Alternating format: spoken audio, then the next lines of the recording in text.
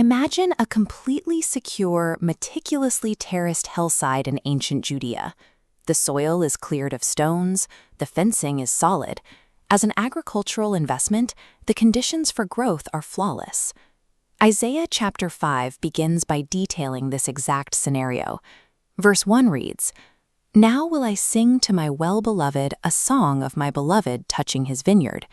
My well-beloved hath a vineyard in a very fruitful hill." Verse 2 continues the inventory. "And he fenced it, and gathered out the stones thereof, and planted it with the choicest vine, and built a tower in the midst of it, and also made a winepress therein. And he looked that it should bring forth grapes, and it brought forth wild grapes." These two verses function as an abbreviated historical dataset.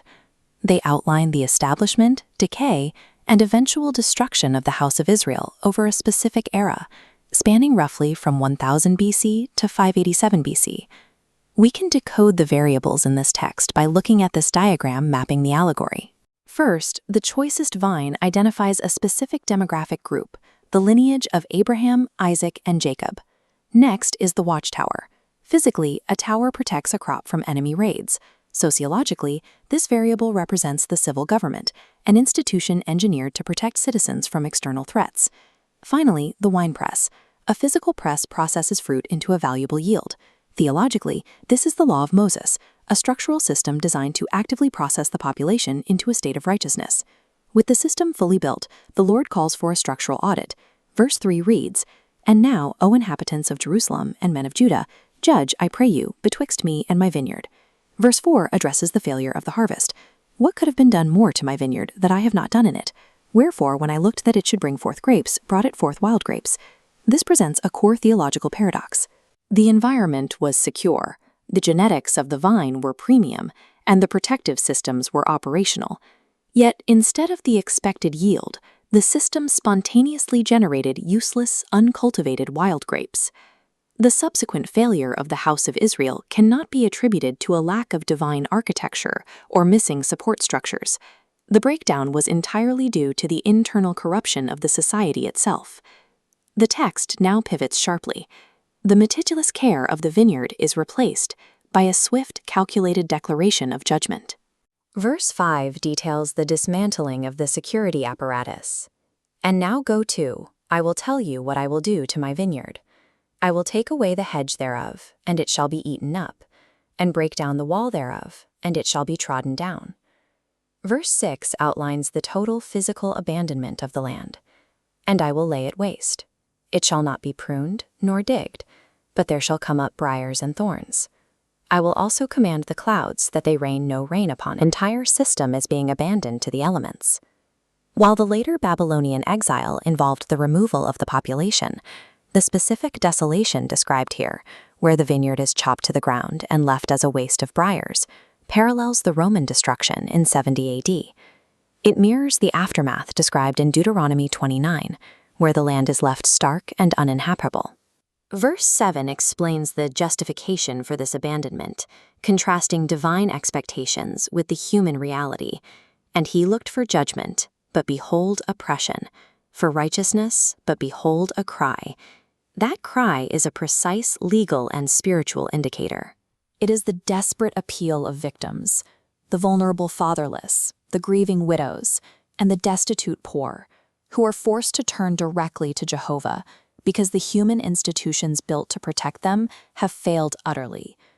When the very laws intended to produce righteousness are instead used to generate this oppression, the protective civil structures symbolized by the hedge and wall are withdrawn.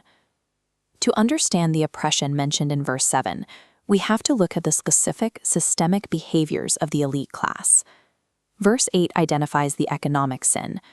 "Woe unto them that join house to house, that lay field to field, till there be no place, that they may be placed alone in the midst of the earth." Under the ancient law of Moses, inheritance was tightly regulated. Land was assigned to specific tribes and families, meant to stay within those family lines perpetually. Even if debt forced a sale, the Jubilee year legally returned the property to the original owners. Wealthy elites actively bypassed this safeguard. By engaging in speculative buying, Joining house to house and laying field to field, they hoarded real estate, driving up prices until the poor were completely displaced from the region of Judah. We see the same monopolistic behavior centuries later among the early Latter-day Saints in Kirtland, Ohio. The original settlers who arrived first began aggressively buying up land specifically to sell it at inflated margins to incoming members. Joseph Smith repeatedly warned the Saints to stop this speculative buying, but the greed continued. It drove property values artificially high, directly triggering the failure of the Kirtland Bank and causing a collapse in land prices across the region in 1839.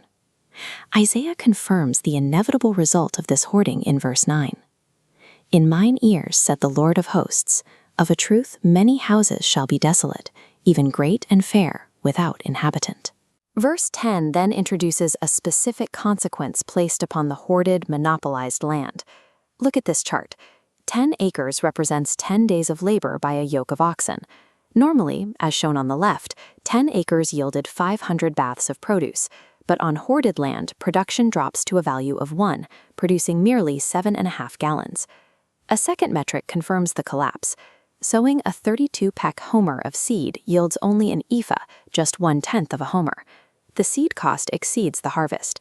The hoarding of land through speculative greed results in a yield so low that the investment of the seed is higher than the value of the crop.